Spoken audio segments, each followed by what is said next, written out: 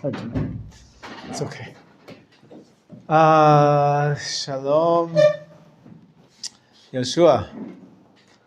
Looking sharp. Looking sharp. Today we're going to start the laws of Tsar Balei Chaim. And the laws of not causing, that you're not allowed to cause pain to animals. So we've been dealing with, before we get into the nitty-gritty of how to deal with the meat that's been slaughtered, we just talked about kosher slaughter. And we mentioned that there's an element, one explanation of the way that the Torah commanded us to slaughter the animals is because it's the most painless way possible. And it's a prohibition in the Torah to cause pain, undue pain, to the animals. And we were saying that there seems to be some tension in between two major principles in how our attitude towards animals. On the one hand, we in the earlier class of fundamentals, I think Russell was there, and we were talking about how we saw the Derech Hashem, the first chapter of Derech Hashem, or the second chapter, very anthropocentric. It's a fancy word for saying that the entire world was created for the sake of mankind. Mankind. Even all the animals, therefore, of course, have secondary importance. And if there's any way that the animal can serve man, so then you can use them as beasts of burden, and you can eat them. You can, if it's with kosher slaughter, you can partake of them, and so on and so forth. But on the other hand, we saw the pasuk. We looked it up inside yesterday in class due to Ruvain's comment. This additional pasuk. He thought it was about blood, but it wasn't about blood. It was about even when Noah comes out of the ark after the flood, and God tells him, "You can have all of the earth to your disposal. You can eat, well, not only plant life, but he says for the first time that you're allowed to eat animals. He says, but don't eat a limb from a live animal. Don't tear off a limb when it's alive." And the assumption is that that's a little bit too cruel. So we have the tension being expressed right here in the verse between, on the one hand, the animals are there at our disposal. God gave them for us to make use of them in our lives. But on the other hand, we should be sensitive to not causing them too much pain. And so we have to play off these two values. So the question is, how much do we need it? And the other question is, how much suffering or pain is going to be caused to the animal? And Rav Melamed here, in his introduction, he's very clear, and he gives three basic rules for or criterion for when we want to analyze a certain thing when it has to do with animals and this certain pain which might be caused to the animals. So the first question is, there's three criteria. One is how much pain is being caused. You could have minor pain, you could have major pain. Right? I know when you go to the doctor nowadays, they've come up with a new scale.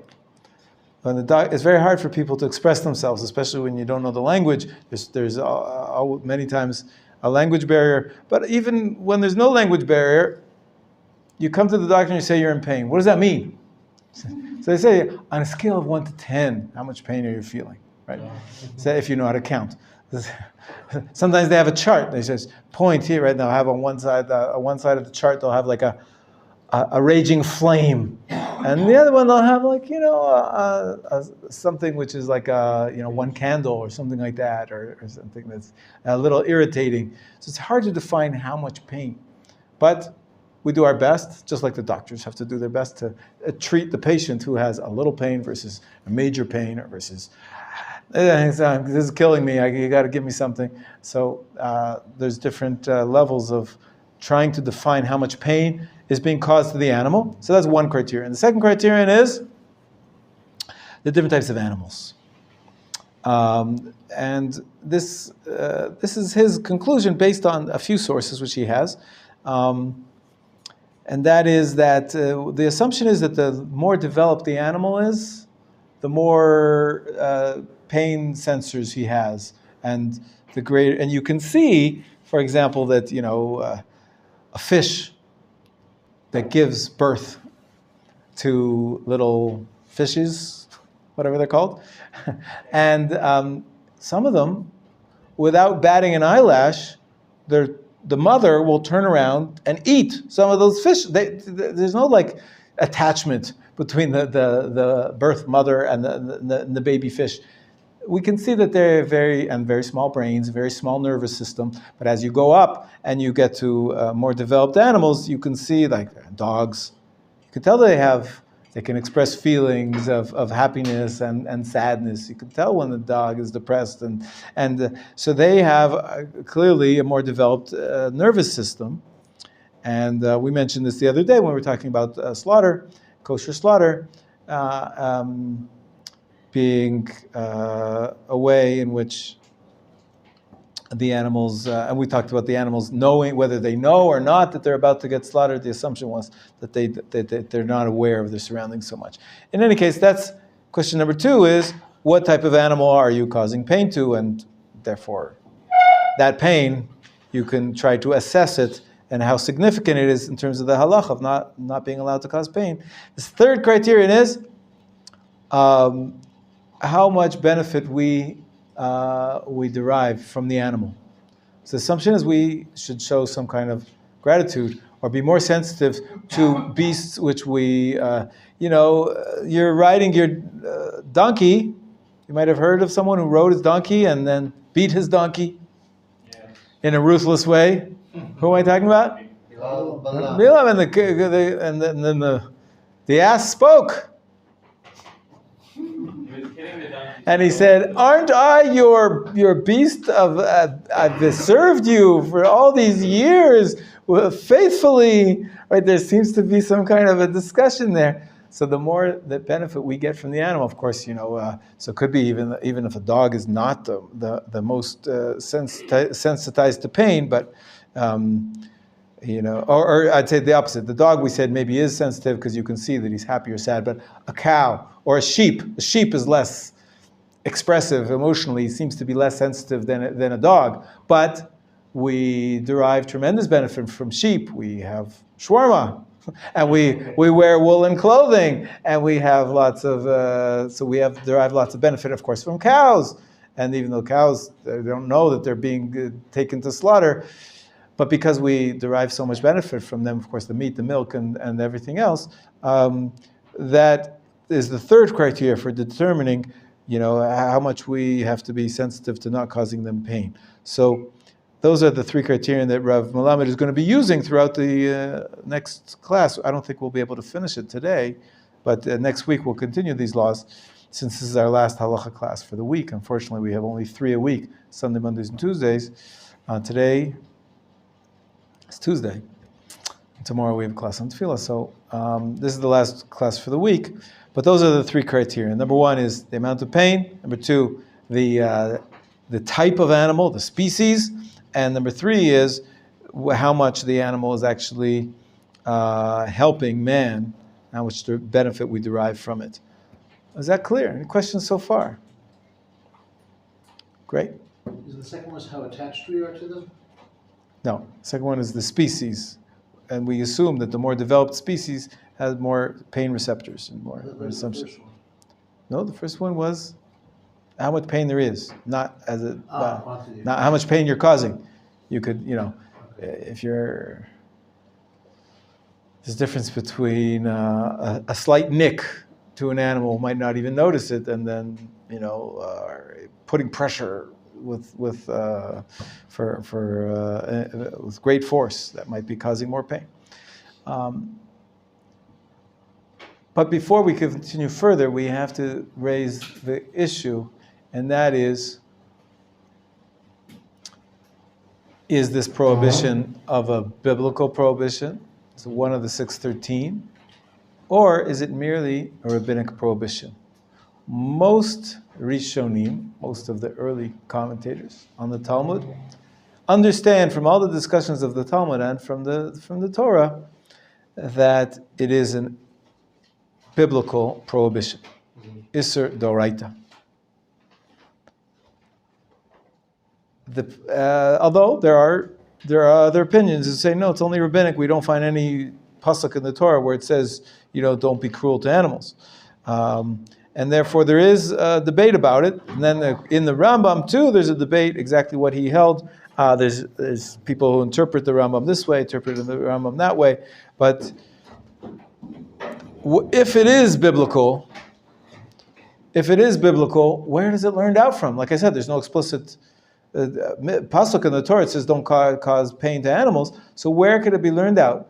There are two explicit mitzvot in the Torah, which the action is forbidden, and the assumption could be when we try to analyze why the Torah says they're forbidden, it makes sense that the reason why the Torah forbid those actions, two actions, and they are part of the 613.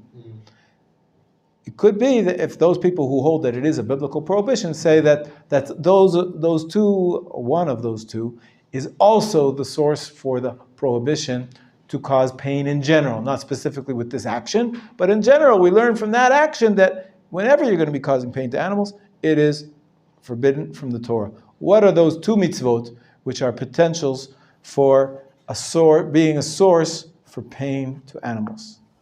A hen with an egg, or female birds with an egg? Interesting. That's not brought by most poskim, and although I like it. I like your thinking. Right? You have to send away the mother bird before you take the eggs or the chicks. Maybe because it would be painful for her to see. Good. I don't see that he brings that here, but makes sense. It's a good idea. Another idea, and somebody else. Uneven yoking. What do you mean? When we yoke animals, we have to use like animals. The Isser of Kilayim. The Isser of Kilayim, of forbidden mixtures, when you're not allowed to have two different types of animals pulling the same plow, for example. That's why not? You're saying that perhaps the reason is because it would cause undue suffering to one of the animals who would be pulling the load, or it would The yoke is a painful angle. It's an interesting interpretation. It's possible. Most people assume that all of the forbidden mixtures get put together into one category of, we don't know why, because that with two mixtures of different types of animals, you could explain maybe for some kind of pain being caused. But when it comes to other forbidden mixtures of wool and linen being put together in a garment, there's no pain involved. And the forbidden mixtures of citrus fruit with a vegetable, or that doesn't have anything to do with pain. So because the forbidden mixtures are part of a larger category which don't have anything to do with pain, that's why maybe that source is not brought. And it is possible the interpretation of why it's forbidden to pull something with two different types of animals. So you're not wrong, but it's a good idea. Both good ideas. Any other ideas? Somebody else. Let someone else. Somebody else. Which mitzvah in the Torah might lead us to understand that you're not allowed to cause? So feeding your animal for yourself is not mentioned in the Torah explicitly. It doesn't say anywhere in the Torah when you're eating you have to eat. The rabbis derive it from some verses. I'm trying to remember where they are explicitly right now, but it's not one of the 613 commandments. It is well-known. People that grew up with pets in a religious home, they always say, "Got to feed the animal before you eat," to be sensitive to him. But that's not one of the 613. Another idea, Russell. Is it letting like a lamb get like a week old before you slaughter it? So that's the mitzvah we discussed yesterday, right? We discussed that mitzvah yesterday about that you have to wait till they're 8 days old. That only applies to korbanot. That an animal is only valid for a korban after 8 days after it's born, after a week, and we saw that we practice that in most cases just to make sure that the animal's full term and it's not going to be a stillborn or some kind of a miscarriage, and that we ensure by making sure that it's full term. So we practice that today, even though there's no sacrifices, but that's rabbinically practiced. But I'm not sure that the Torah says why you have to wait for the 8th day for those sacrifices. It could be something to do with the great respect that we have to show to the sacrifices, to the worship. You're only going to bring the best and the most viable and the strongest animals as a sacrifice to God because you're offering it to God. Not necessarily that it's going to be more painful if you slaughter it on the day 6 versus day 8. I don't know if that, we didn't really even suggest that when we were talking about the mitzvah yesterday. What you might be referring to, or continuing your line of reasoning, is the second mitzvah we discussed yesterday, which is a mother and its young on the same day, which connects us to what Asher said about shooing away the mother bird. And that might have something to do with cruelty, or being insensitive to the pain of the mother or the baby animal. But that's not one of the major sources either. We're looking for more suggestions. Somebody else that hasn't spoken yet. Somebody else, another suggestion. What mitzvot do you know? Do you know the 613 mitzvot of the Torah off by heart? Well, I don't either. It's okay. I don't know. Maybe I should, but I don't know them, all of them. I could probably come up with a lot of them, but it's really hard to remember 613, a list of 613 things. In the ancient world, when they would memorize everything, people would memorize lists of 613. I mean, there's some, even if you're not an idiot, there's the concept of an idiot savant, right? There's some people that are really good at memorizing things, specific things like numbers, and they can remember pi to the 100th degree, right? Or 613th degree, and I don't know. You got to really be special. Remember 6.1413. How many do you know, Moshe?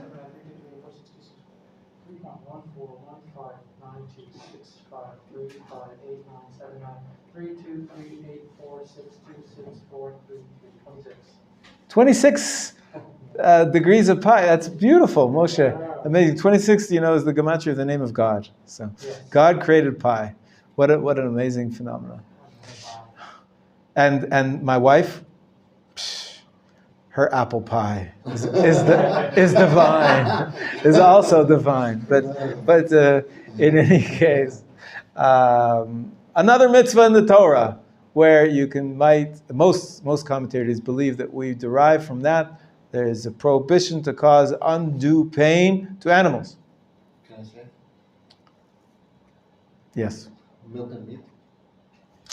Interesting. Why do you think that causes an animal pain? Because The animal's long dead before when you're putting the flesh of that animal together with milk. Because of the mother pain.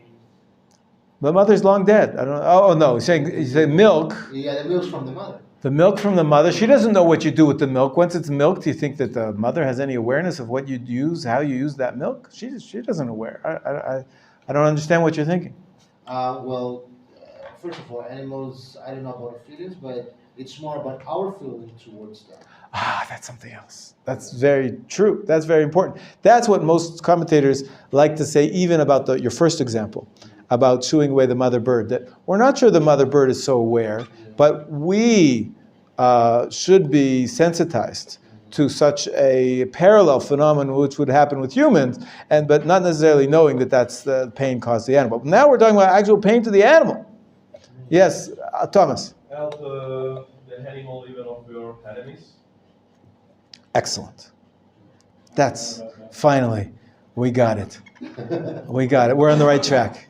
So the first mitzvah we're going to discuss now is the mitzvah in the Torah. And please open up a chumash.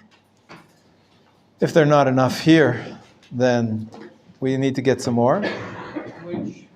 Shmot 23. Bingo, Thomas. Well done.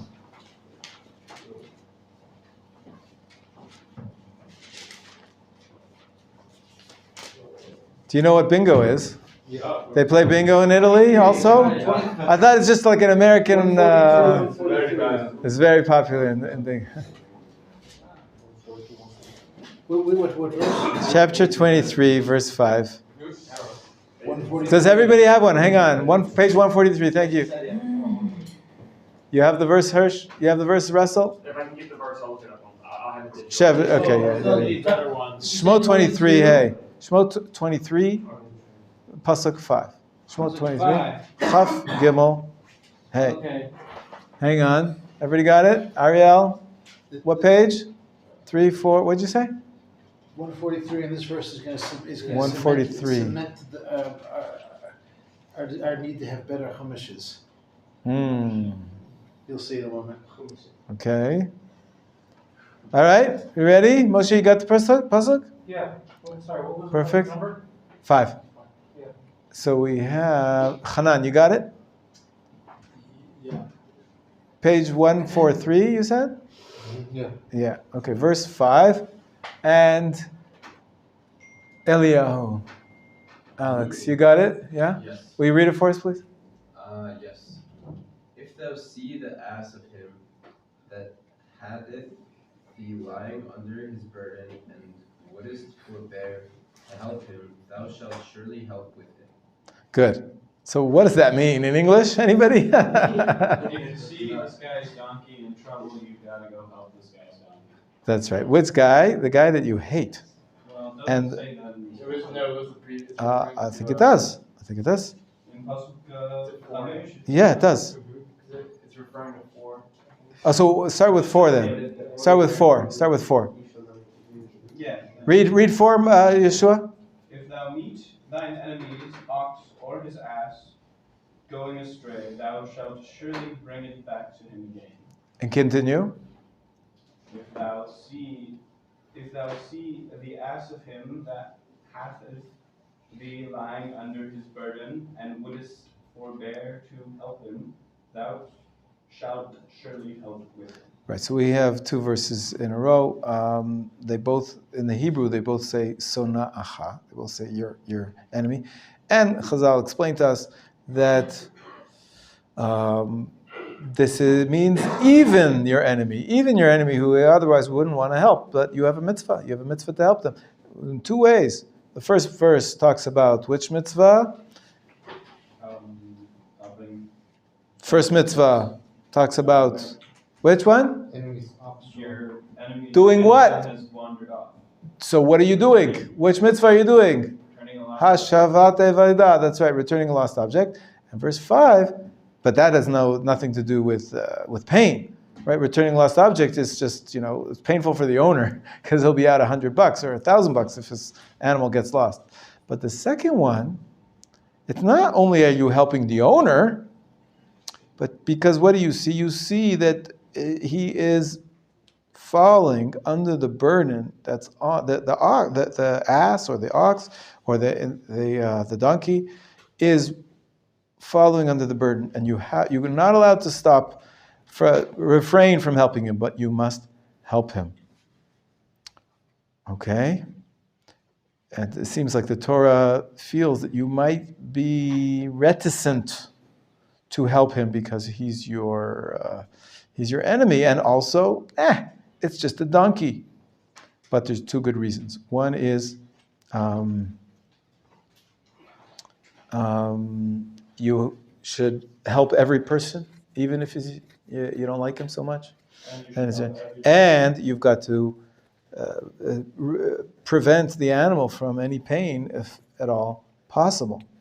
Okay, so some people say that this mitzvah to take the burden off of the animal is not only a specific action of unburdening the animal, but it teaches you the general principle: whenever you can, avoid giving undue pain to animals. Okay, is that clear?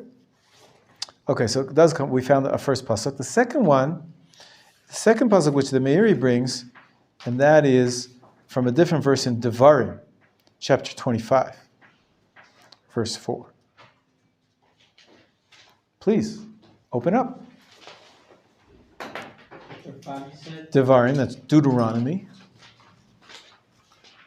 Verse 4. Chapter 25.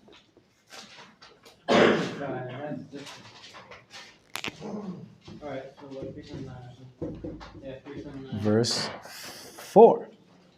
It's a very short verse. Thou shalt not muzzle the ox when he treateth out the corn. Thank you. Hirsch, do it out loud. Lo tachsom. לא תחסום שור בדישו. Excellent. Do not muzzle an ox when it is threshing. What in the world is threshing? Is it like bucking? Nope. No, it's when you take a bunch of corn, well not corn, with wheat, and you throw it on the floor, and then you got this little bed of nails, and you pop open the wheat with it by having the animal drag it across. Very good, very good. Basically, threshing, right? In the field, you've got something called the threshing floor. It's a place where everybody would bring their wheat after you've harvested the stalks of wheat, and they come, right? The wheat is little berries on top of a long stalk, and you put them in bundles. You've probably seen pictures, and you bring them to the threshing floor, and you undo the bundles, and you scatter all these stalks on the floor. What you've got to do is you've got to separate off the little wheat berries or barley, whatever it happens to be, off from the stalk. The best way to do that, that's called threshing. Best way to do that is by usually just putting pressure on the stalk. And many times what they would do is they would have a board, as Yeshua is describing, with spikes. Spikes on the bottom of the board, little spikes. And they would pull that board across, right here you'd have stalks. Can you see that?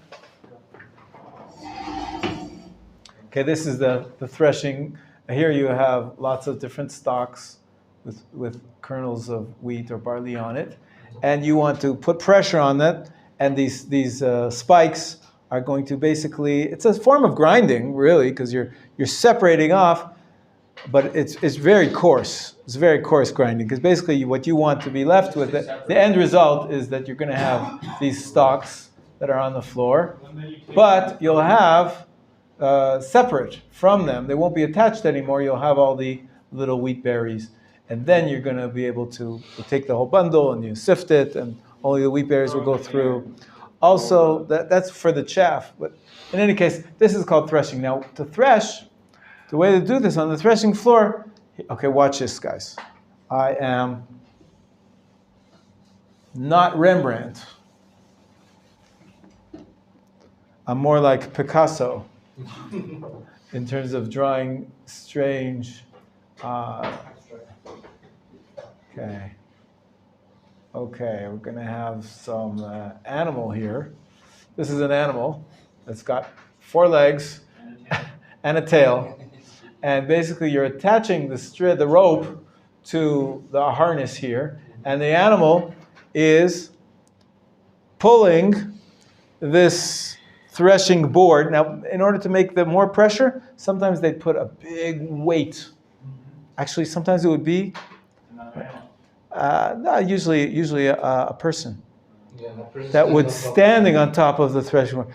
I remember when my father, Alav Shalom, we lived in Canada, in Toronto, and every winter he would make for us a skating rink in the backyard.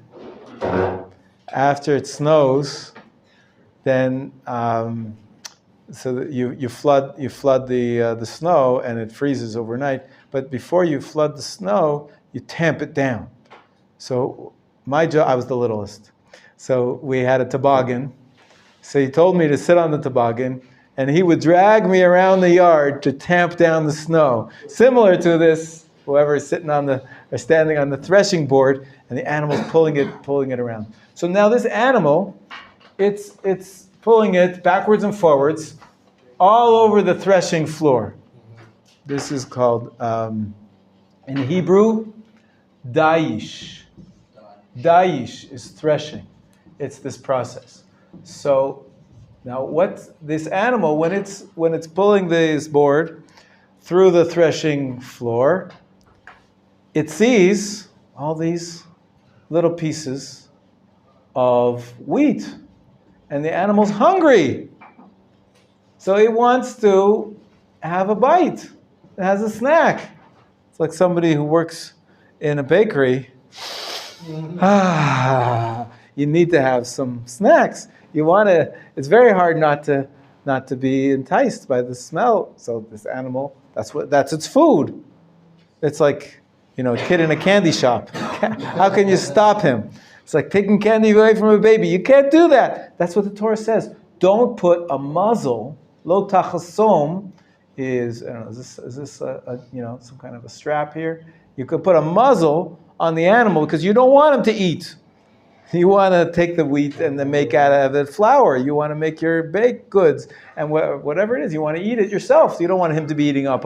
You'll give him his meal, but you'll give him to the meal afterwards. Not now. Now he's working. So there is a custom to put a muzzle on the animal. The Torah says, lo tachasom, shor, bedisho. When he's doing the dayish, do not put that muzzle on the animal. And why? Why not? The Torah doesn't say, but Meir explains, it makes sense, it's because it'd be painful for him, very hard for him not to eat well. He's an animal, he doesn't know, kids, when they grow up, you try to teach them delayed gratification. You know what that means? Delayed gratification? Have you seen the little video about the marshmallow? Yeah. Experiment with the little kids that are, they tell you if you don't eat the marshmallow right away, you'll get 2 later, right? So some kids, and the camera's filming them, and you can see how they come close, and they almost, and they stop, and then they start, because they're learning to delay gratification. But that you expect it's a part of development of humans. Animals don't necessarily learn that ever, and they don't have that capability necessarily. So to just force the animal to not be able to eat, and he wants to, he doesn't stop wanting to, that it might be because of it's cruel. It's cruel to the animals. So the Meir says that's the source we have in the Torah for the biblical prohibition of cruelty to animals. Questions so far? We've spoken about 2 major sources. We had some other good suggestions. They're not wrong, but these are the ones that are brought by the poskim. The major one, though, the primary one, is the one we're going to continue to talk about now, and that is helping unburdening a beast of burden from an overbearing, an overload, which is he's just suffering under the load.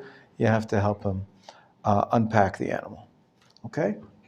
Some people say that from this mitzvah, it's incumbent upon you, whenever you're driving your car down the highway and you see somebody stopped on the side of the road, and they have the hazards on, and they have it's pretty clear that they have a puncture, a flat tire.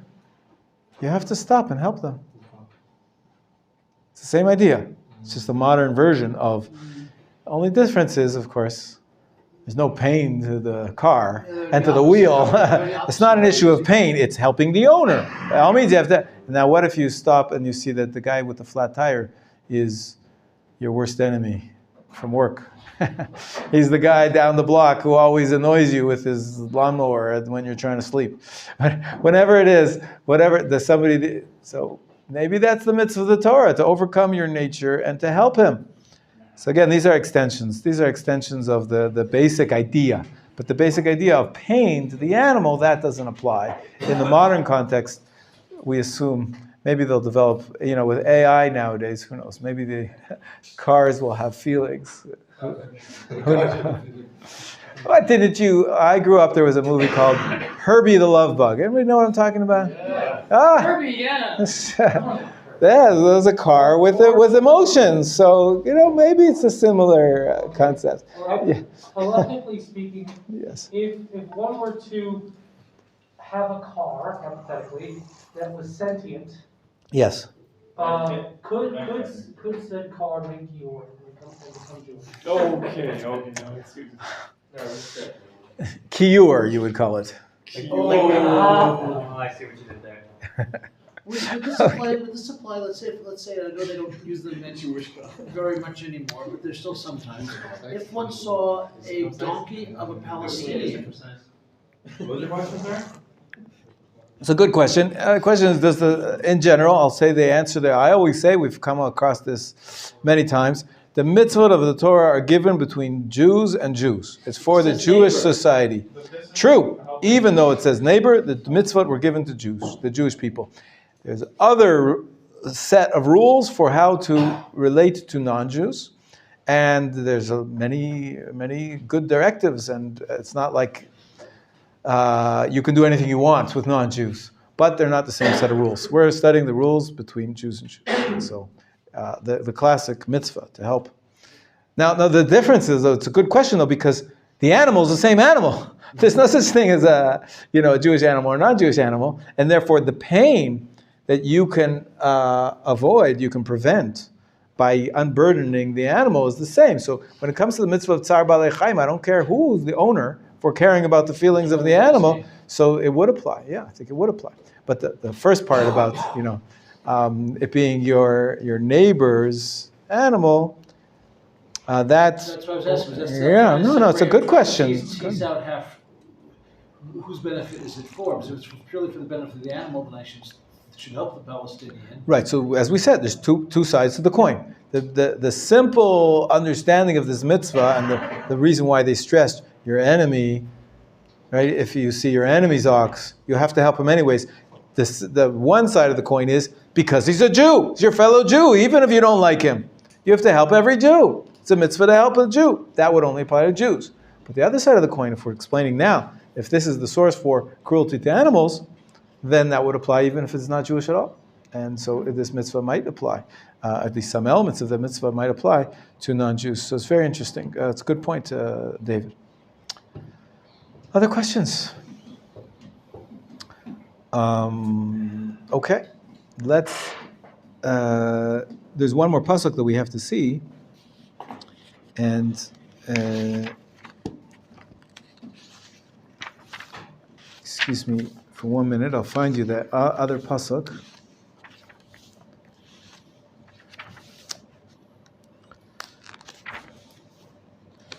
He doesn't bring it where he should be bringing it, and so that's why.